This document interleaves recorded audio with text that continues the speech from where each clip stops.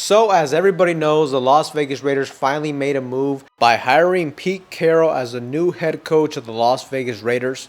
And with him coming into the Raiders, there's going to be a lot of speculation all offseason long on what the Raiders' plans will be at the quarterback position and ultimately what they do at that position. Do they hire a veteran in free agency, or are they going to ride with Aiden O'Connell, or ultimately do they invest on a long-term option in the NFL draft? But with Pete Carroll joining the Raiders with his long track record in the NFL, people are speculating on a potential move that the Raiders could make. NFL insider Tom Pelissero was on the Rich Eisen show talking about Pete Carroll going to the Raiders, and the name of Russell Wilson was brought up, so take a listen to this. They've now got a deal done. Pete Carroll joining Jim Harbaugh, Sean Payton, and Andy Reid in a single NFL division.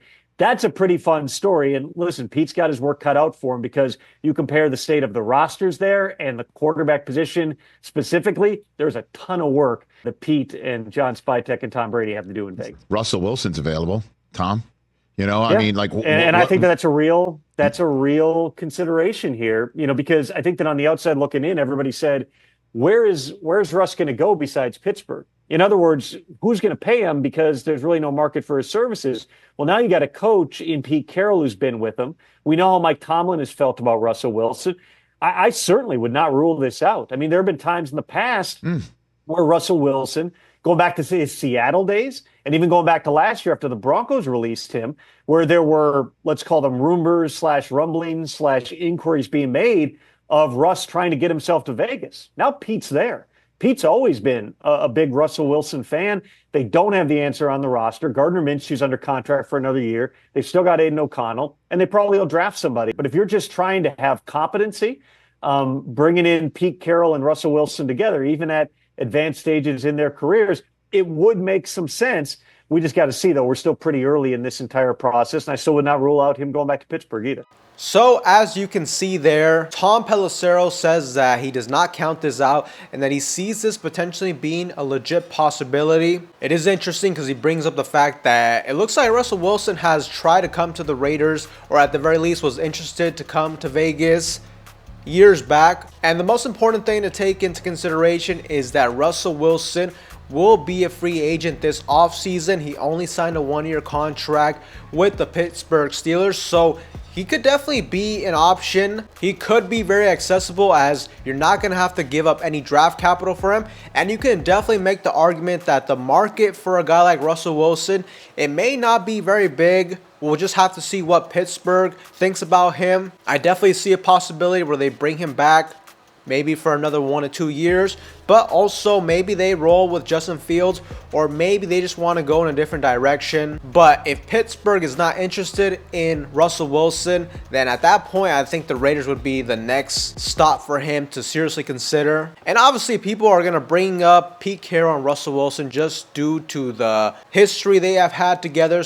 And that's just the great track record they had together from their time in Seattle from 2012 to 2021, where they made 2 Super Bowl appearances and where they won one in 2013. And realistically speaking, during Seattle, when he was under Pete Carroll, that's when Russell Wilson played his best football. Russell Wilson had his best season under Pete Carroll back in 2020 when he threw for 40 touchdown passes, 13 interceptions, over 4,000 passing yards. And there's just a lot of good seasons under Pete Carroll and the Seattle Seahawks. So I definitely understand people kind of speculating this. Also, people have been speculating that DK Metcalf, wide receiver of the Seahawks, could potentially be a target for the Raiders via trade. The Raiders do need a big body wide receiver, and he kind of would fit that mold. It would be interesting to see what his market looks like, though, because I definitely don't want to overpay for he's a solid wide receiver. I wouldn't definitely not consider him like a true number 1 type of wide receiver. He's more of a really good complementary number 2 type of wide receiver. And realistically speaking, we already have a guy in Jacoby Myers that's a really good number 2. But obviously, like I said, DK Metcalf brings an element to this offense that we don't really have right now, and that's that big physical, big body wide receiver that you can just kind of throw jump balls to. So that definitely is interesting. But a couple things to really take into consideration with Russell Wilson. If we were going to go this route, the veteran quarterback route, I think one thing you have to take into consideration is what is his market going to look like as well, how much you're going to have to pay for him. I mean, really, if you wanted to try the Russell Wilson experiment, we should have done it a year ago, where you could have got him to a NFL veteran minimum contract and took advantage of the Denver Broncos having to pay him the rest of his contract. And one thing you got to take into consideration with Russell Wilson is his age. He just turned 36 years of age, so he really shouldn't be signing a long-term deal at this point. And just given the quarterback market, I mean, you've seen a lot of guys, these older veteran quarterbacks like Kirk Cousins, Aaron Rodgers, Matthew Stafford, the last 2 to 3 seasons, they typically are getting paid around anywhere from $35 to $40 million. So that's one thing we just got to watch out for. I definitely don't want to get Russell Wilson for anything close to that. You got to get him to a team-friendly deal. And ultimately, I think if we go the veteran quarterback route, I think we have to get a guy that you know is going to be a bridge quarterback, and that more than likely you don't expect him to be here more than 1 to 2 seasons. And I don't really know if Russell Wilson is willing to accept that at that point. I think the Raiders should still need to go for a quarterback in the NFL draft. So it's all really going to depend on the contract that you could hypothetically sign Russell Wilson to. Now, overall, I don't mind his play. I mean, he still shows that he can be a solid, reliable, starting level caliber quarterback in the National Football League. Last year, he threw for 16 touchdowns, 5 interceptions, 2,500 yards in 11 games for the Steelers. And even in 2023 in Denver, where that was the season where they ultimately decided to move on from him, I mean, even that season, I thought he didn't play that bad. He had 26 touchdowns, 8 interceptions. So Russell Wilson has shown he can still play at a good level. And I definitely think he would be an upgrade over the current quarterbacks we have right now. But I just don't know how great of a fit it would be here with the Raiders. I mean, Russell Wilson seems like a guy that mentally he may not be prepared to join a fan base like the Raiders.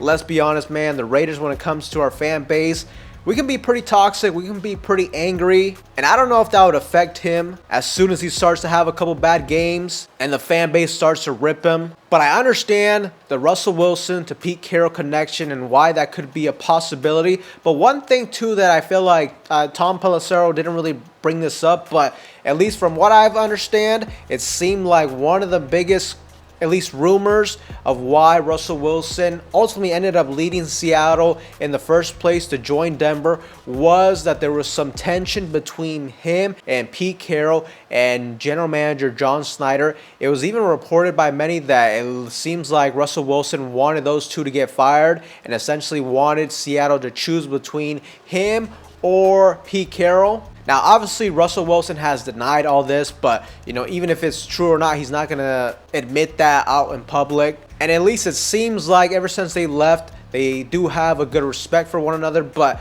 you know, it just really depends on what happened when Russell Wilson left. And ultimately, I think Pete Carroll should know more than anybody if Russell Wilson would be worth investing, you know, $30+ million for a couple of years at this stage of his career. So that's one factor that I feel like you're going to have to take into consideration. What happened between Russell Wilson and Pete Carroll when they left? They obviously still have love and respect for one another, but it definitely seems like there was some tension there. Really, to me, one name to keep your eye on is potentially the Seattle Seahawks quarterback, Geno Smith. Obviously, Pete Carroll has recently played with Geno Smith. I'm sure he really likes him as a quarterback. They are both familiar with one another. And Seattle, I feel like they're kind of in a stage where they moved on from Pete Carroll. I feel like they're kind of sick and tired of being, you know, in that mediocrity hell, 7, 8, 9 win football team.